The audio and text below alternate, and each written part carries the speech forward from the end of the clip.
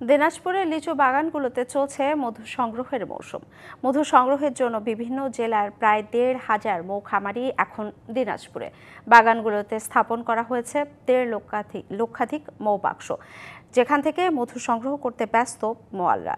জানান, আবহাওয়া অনুকূলে থাকলে এবার জেলা থেকে ৪,০০০ মেট্রিক টন মধু সংগ্রহ করা যাবে, যার আর্থিক পরিমাণ ১০০ কোটি টাকারও বেশি। দিনাজপুরের লিচু বাগানগুলোতে চলছে মধু সংগ্রহের মৌসুম। বাগানগুলোতে এভাবেই গাছের নিচে মৌবাক্স বসিয়ে মধু সংগ্রহে ব্যস্ত চাষিরা।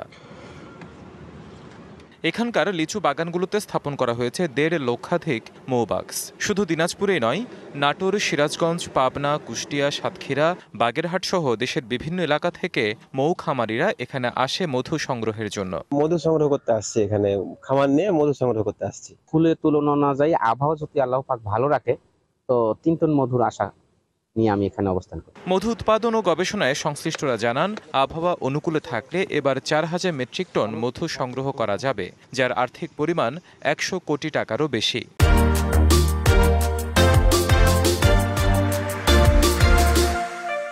দিনাজপুরে সাম্প্রতিক বছরগুলোতে মধু চাষ জনপ্রিয়তা অর্জন করেছে। সারা বাংলাদেশের বিভিন্ন প্রান্ত থেকে প্রায় ১,৫০০-এর মতো মৌ খামার দিনাজপুরে স্থাপিত হয়ে আসছে এবং এটি দিন দিন এই সংখ্যাটি ক্রমান্বয়ে বাড়ছে।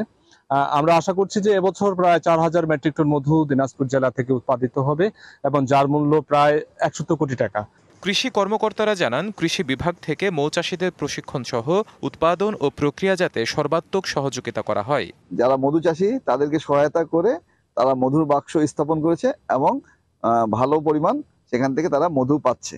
এখন লিচুর বাইরে এটা একটা আলাদা একটা অতিরিক্ত লাভ। মধুর কোয়ালিটি খুবই ভালো। আমরা আশা করি যে দিনাজপুরের লিচুর মধু সামনে এটা একটা ব্র্যান্ড আকারে যাবে।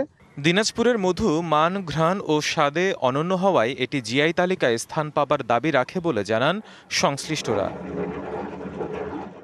DBC news desk.